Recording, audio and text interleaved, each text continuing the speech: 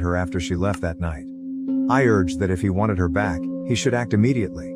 The poor guy had no suspicions and had no idea he was being exploited, which worked out perfectly for me. I just hope Kathy still wants to make it work with him. When he comes back, she might accompany him. I also discussed this idea with my lawyer, who confirmed that what I did was correct. Even though the odds are already in our favor, it doesn't hurt to save time and energy by resolving this before going to court. Update 3. Kathy and I met for our first mediation session 2 days ago, and it obviously did not go well. She disagreed with all of our views and said it was all a waste of time before ending the session after half an hour. After she left, I returned home after picking up my kid from school.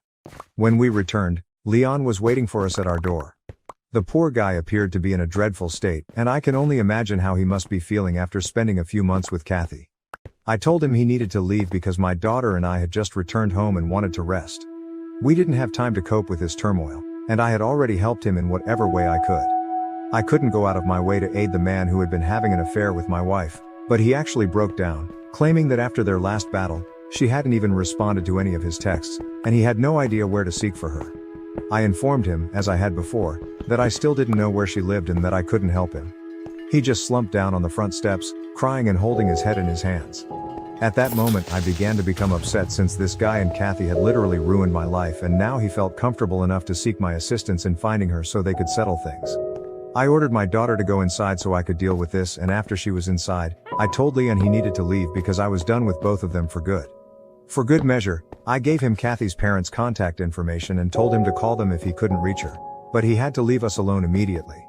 I told him that he had damaged both mine and Kathy's lives. He tried to apologize, saying he didn't mean to harm me, but he'd fallen in love with her and couldn't stop himself. I didn't want to hear it, so I said nothing, and he departed. I'm constantly exhausted and bewildered, and I have no idea what I'm doing with my life right now. I sincerely hope and pray that Leon and Kathy can make things right for my sake, if not theirs, because if they do, they will most likely leave me and my kid alone, and I will finally be able to move on with my life. At this point, I'm not sure what's going on or how I should feel about anything. I'm numb for the most part and can't wait for this to be over. Update 4. Kathy stopped our mediation sessions a few days ago, saying she wanted to take our case to court. That would not end well for her, as we all knew, but it appears she was no longer in denial. Anyway, she came to see me a few hours ago with Leon. I suppose they were able to patch things up. I didn't invite them in since my daughter was home and unwell, and I didn't want to make things worse for her. I ordered them to wait for me at a nearby cafe, called my mother to take care of my daughter, and then went to the cafe to hash things out. When I arrived, Kathy and Leon apologized for everything they had put me through. Again, I had to inform them that this no longer mattered to me. I really wanted them to move on and explain why they had called me there. I didn't want to waste my time with insincere apologies, so they stopped skirting the issue and informed me that they recognized they had made a mistake by screwing me over and that they were really unhappy in Boston. Kathy missed our daughter, while Leon missed being his own boss. Kathy now wanted me to agree to send our daughter to see her every weekend, or every other weekend, because she didn't want to give up her current life. Leon's demands were even more outrageous. He wanted to return as a partner in the company and open a branch in Boston. The finest part of all was that they expected me to make a decision within a few days. Kathy's bosses had advised her that if she wanted to keep her job, she needed to return because she could no longer work from home. Even if I wanted to tell them I would think about it, I didn't have the option. That's why I ended up telling them I couldn't agree to any of it.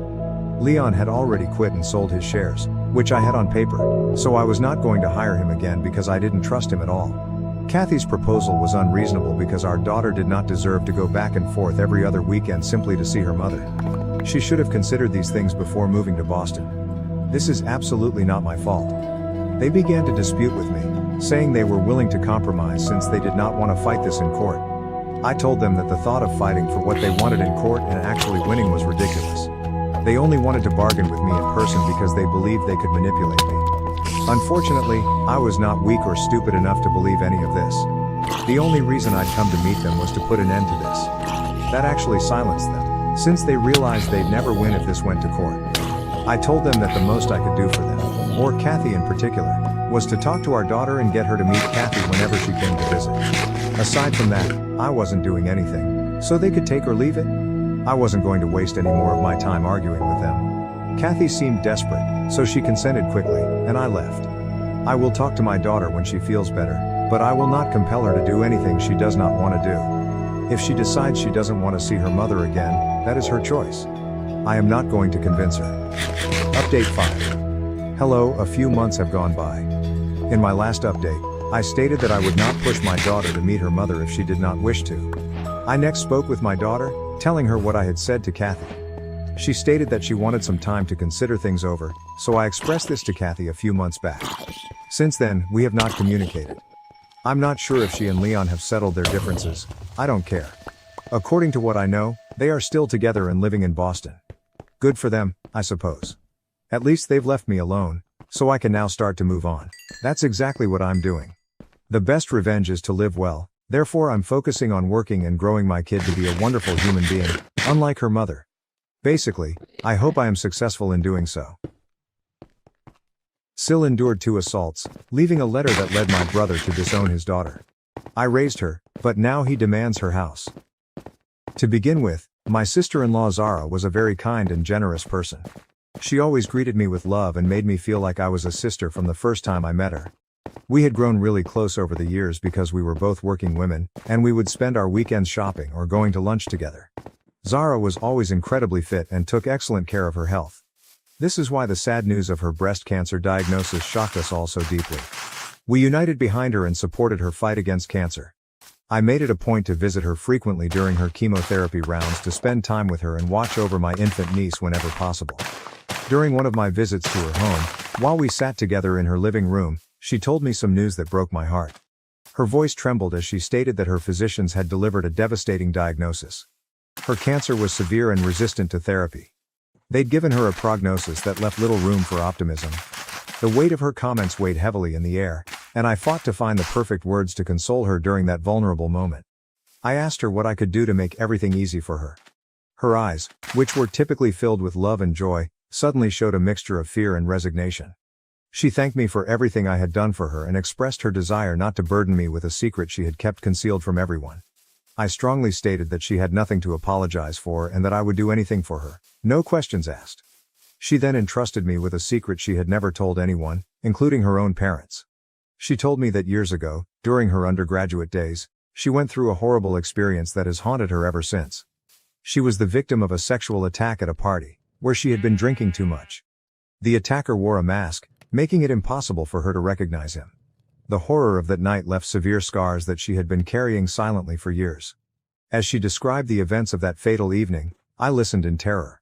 She was then in a relationship with my brother. Naturally, she looked to him for help and consolation, expecting that he would be the one person in the world who understood her. Instead of finding relief in his embrace, she was confronted with astonishment and accusations. My brother couldn't understand how another man could violate her in this way. In disbelief, he began to question her actions, indicating that perhaps her clothes or demeanor toward the guy at the party had prompted the assault.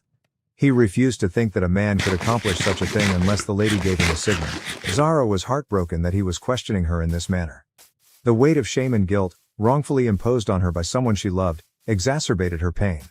Despite this, she summoned the bravery to denounce the assault to the police and even underwent a medical examination, which confirmed her claim about the assault. She wanted the culprit punished. Unfortunately for Zara, she lived in a college neighborhood where parties were prevalent and thousands of students congregated under the cover of night. Despite their best efforts, the authorities were unable to identify the masked assailant. It didn't help that none of the guests at the party came forward to testify for her. As a result, the inquiry stalled, and Zara never received justice. At the time, her parents were still living and the only ones who believed in her. This is how she overcame her great humiliation for what had occurred to her. According to Zara, after months of discussing the incident with my brother, he finally came around and apologized for his initial reaction. He realized that he should have known better and pledged to be more supportive of her going forward. Despite the strain on their relationship, Zara did not want to break it with him, so she chose to forgive him. Despite my brother's best efforts to be there for her in the years that followed, the tragedy never left her mind. I was saddened to hear this, especially since my brother had never mentioned any of it to me. Sil pointed out that my brother disliked discussing it and had even told her to keep the occurrence a secret, as if it were something disgusting for others to discover. I gently gripped Sil's hand and assured her that I didn't blame her for anything that had happened to her because it was never her fault. Sil smiled back bitterly and told me she had more to say. She talked slowly, as if each word was both a confession and a request for understanding. She then disclosed that she had been sexually attacked again after the initial event, this time by her former employer from her prior position. I remembered how, 2 or 3 years ago, she unexpectedly left her work, despite the fact that she had always enjoyed it. Sil had never told me why until now. Her hands trembled as she described how terrified and helpless she felt during the second assault. She informed me she was numb from shock during the event and could only move after the assault finished. Tears flowed down her cheeks as she departed the scene in a daze, her entire body trembling with the weight of what had just occurred. She recounted feeling detached from everything, as if she were witnessing the trauma from outside her own body. Later, as she sat in her car crying, her first thoughts drifted to my brother. She knew based on his earlier reaction that he would likely blame her again. She described how she felt the same shame when she realized she had been abused by another man without her consent. She felt unclean and repulsed by herself.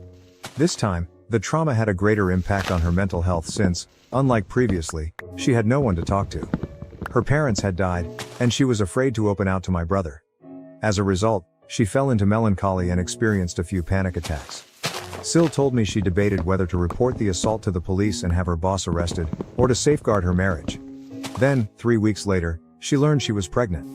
At that point, she was positive that the child was not my brother's.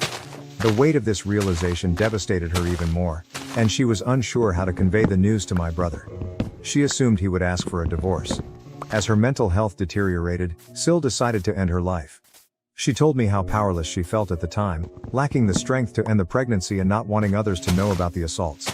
I listened to her story, holding back tears, unable to understand what she had been through silently, without any of us knowing. Sil went on to tell me how, the evening she decided to end her life with sleeping pills, everything changed. My brother unexpectedly discovered the positive pregnancy test in the restroom. Instead of waiting for an explanation, he began bouncing up and down, overjoyed that she was pregnant and that they could finally start a family together. Caught up in his joy and engulfed in his embrace, she found herself unable to bring him down with the truth. Later, she told me how humiliated she was for not having the strength to tell him the truth that day or over the course of the previous 2 years, that the child was not his. Sil informed me that every time she saw the delicate moments between her daughter and my brother, her heart broke again. Tears flowed down her cheeks as she apologized to me for lying to my brother and everyone else. She even referred to herself as a coward and a loser who did not deserve a family as great as ours. She believed that cancer was God's punishment for her falsehood. She informed me she intended to disclose everything to my brother before she died. However, she asked me to make her a pledge. It turns out she wanted me to look after her daughter while she was gone. She pleaded with me with her hands since she had no family members left, both her parents and grandparents had passed away. If my brother refused to accept the child after learning the truth, I was her only hope of caring for her daughter. I was quite shaken after hearing everything and needed some time to comprehend it all. As a woman myself, I felt profound sympathy for everything she had been through. I knew she was telling me the whole truth because she was dying and needed to get it off her chest. Of course, I realized that she had lied to my brother for so long about being the baby's father, but she was also visibly sorry. At this moment, all I could do was reassure her that if necessary, I would raise my niece on my own. She exhaled a sigh of relief as I fulfilled my promise to her. I continued to see Sil over the weeks as her illness advanced, holding out hope for her survival even as the reality of her condition became more apparent. She remained as courageous as possible throughout. Finally, she went away peacefully in her sleep. Her absence has created a void, yet her spirit continues to motivate me to live with compassion and gratitude. She showed me that even in the worst times, there can be grace and beauty if we have the strength to perceive it. She was more than just a sister-in-law to me. She was a friend and sincere confidant. After she died, my brother shared with me the contents of a letter written by my sister-in-law, which revealed the awful reality she had previously confided in me. He was heartbroken to realize that the child he had embraced with such delight was not biologically his. His anguish and rage were obvious as he dealt with this new reality, which was exacerbated by the recent death of his wife. In his grief, he couldn't bring himself to hold the infant anymore. Instead, he told our parents and me that he was going to give her up. I firmly told him that Sil had asked me to look after my niece, and that I wanted to take care of her even if he no longer wanted her. This is how I welcomed my niece into my home without hesitation. I was really heartbroken for her because she had just lost her mother, and with no other family left, her parents and grandparents had passed away. I knew she needed a stable and supportive atmosphere at the moment. Later, when we gathered for the reading of my sister-in-law's will, everyone was already emotional because they knew my niece did not belong to my brother. Many of my family members were divided over this news. However, Sil was no longer with us to face their fury. According to her will, she made specific and careful plans for her daughter's future, leaving every asset and resource she had amassed over the years for her daughter's benefit. Sil had a large fortune from both her parents and grandparents, so she had a lot of money to leave behind. To my brother's sorrow, nothing was allocated to him, exacerbating his pain and sense of betrayal. He yelled loudly that it was wrong of her not to leave anything in her will for him. Sil had specifically stated that she had committed the management of these monies to me provided I was willing to take on the responsibility of caring for her kid. This news surprised both me and everyone else present. I suppose this is why Sil wanted me to make that pledge to her weeks before she died, so she could update her will accordingly. She was correct to believe her intuition and not allow my brother access to her assets, since if that had been the case, he would never have let my niece have anything and would have abandoned her without money. My brother was unwilling to continue caring for the child, therefore I was eventually granted full custody of my niece. I've been able to care for her all these years because of the financial support I received. My brother attempted to battle me over the money Sil had left behind, believing he was entitled to at least half of it. However, the judge did not listen to him. In rage, my brother told me that he didn't want anything to do with Sil's daughter and that he never wanted to see my face again, saying that I had betrayed him by taking in the girl. I firmly told him that I was sorry for all of his sorrow, but I was not going to break my promise to Sil. My sister-in-law's decision to keep the facts from my brother was wrong, and I acknowledge that. However, now that she is no longer with us, I am convinced that the child is not to blame for her parents' conduct. This is why I've always focused only on establishing a caring and secure home for my niece, sheltering her from the intricacies of the past. Over the years, I've used the funds Sil left behind to ensure that my niece has everything she needs. I've also purchased a home for her, which my niece will entirely inherit once she reaches adulthood. I've made every effort to send her to great schools and care for her as if she were my own daughter. I am not married and have dedicated my entire life to raising my niece. Despite my best attempts, my niece, understandably, has concerns about her parents, especially her father. She misses my brother, but she understands that relationships cannot be forced in these circumstances. My decision to prioritize my niece's well-being has affected my ties with my other family members. They have all chosen to cut ties with me and no longer invite me to family gatherings, claiming that my actions are foolish and that I have prioritized my niece over my own. Even my parents believe I should have given up my niece and have often expressed their disappointment that I am raising someone else's child. As you might expect, the past several years have been a challenging journey in which I've had to negotiate the chasm between what I believe is right and the ramifications of those decisions on my family connections. This year, as my niece approaches her 18th birthday, I feel a sense of accomplishment as I prepare to transfer all of her assets, including the property I've acquired for her per Sil's desires. It's a significant achievement for which I've worked hard. I feel like I've done everything I could to protect her up until now, and she's ready to make her own decisions. My brother contacted me unexpectedly last week, saying he needed to discuss something very serious. My heart skipped a beat. I hoped he'd realized his mistake and wanted to reconnect with me and my niece after all these years. I agreed to meet with him, but I didn't want my niece to find out and get her hopes up until I knew why he was visiting. So I planned for us to meet when she was at school. When my brother came, there was a sense of expectation and warmth as we made small chat. He told me he has since remarried, and I was pleasantly surprised to learn that he now has 2 children of his own. He showed me images of them, and his boys looked exactly like him. I was disappointed that he hadn't invited me to his wedding, but I understood that he did what he had to do after Sil had deceived him. During our talk, I couldn't help but feel proud as I highlighted my niece's accomplishments and improvement over the years. I informed my brother that she occasionally inquired about him and was fairly mature for her age, thinking he would say he wanted to see her. Despite my excitement to communicate these wonderful tidings, he appeared indifferent to my niece. He interrupted me, his tone immediately